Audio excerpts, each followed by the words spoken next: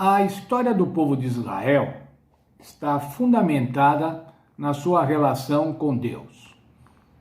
Primeiramente na escolha de Deus, ao escolher Abraão para fazer dele uma grande nação. O segundo momento emblemático da história de Israel é a libertação do povo de Israel do Egito. O povo já estava há 400 anos no Egito. E agora Moisés estava liderou o povo na libertação do Egito. As pragas, o êxodo, a travessia do Mar Vermelho, fatos importantíssimos, milagrosos, que o Senhor Deus proveu para libertar o povo de Israel.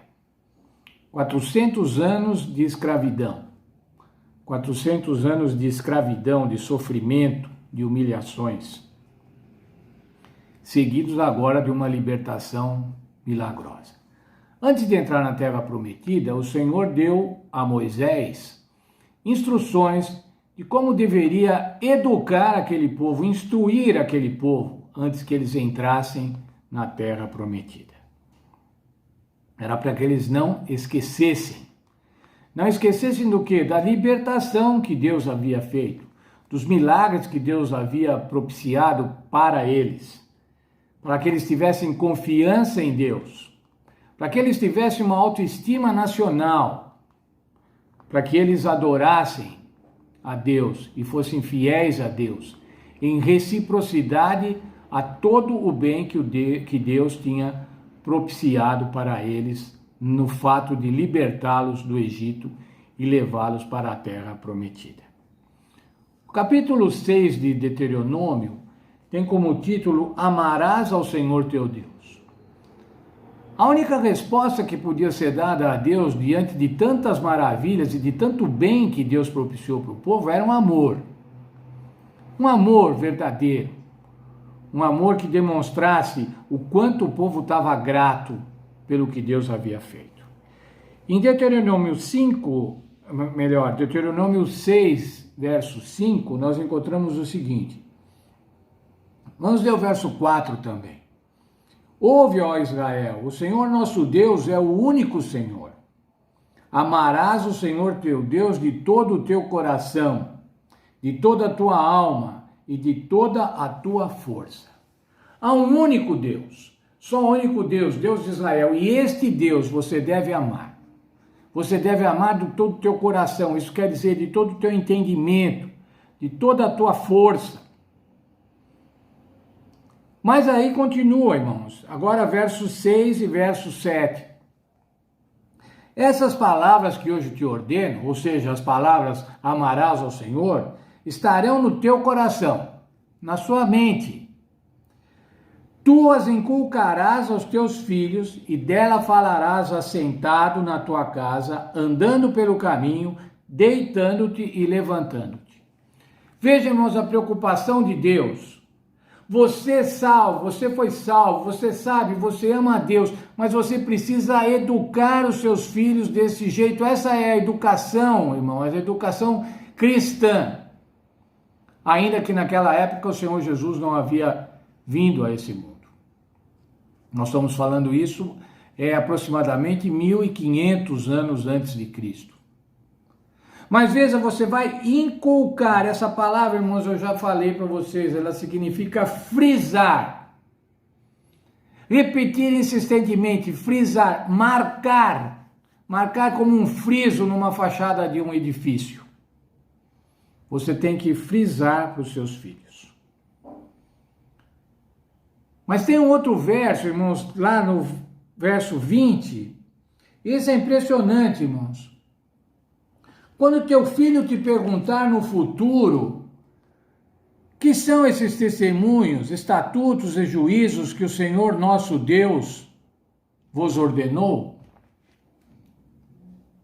Está aí, irmãos, uma questão. Quando o filho perguntar, o que você vai dizer?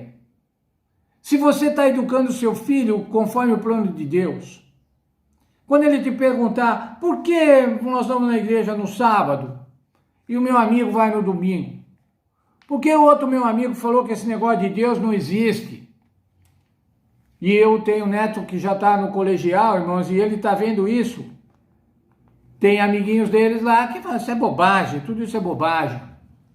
Isso de igreja é tudo bobagem.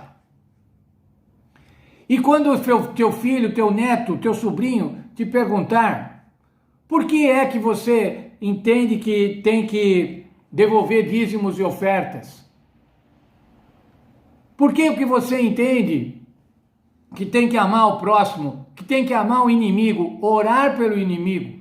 Por que você entende isso? Qual é a razão da sua crença? Você tem que saber como responder, irmãos. E Moisés respondia aqui. Ele nos livrou do Egito, ele fez isso, atravessou o mar, produziu água no deserto.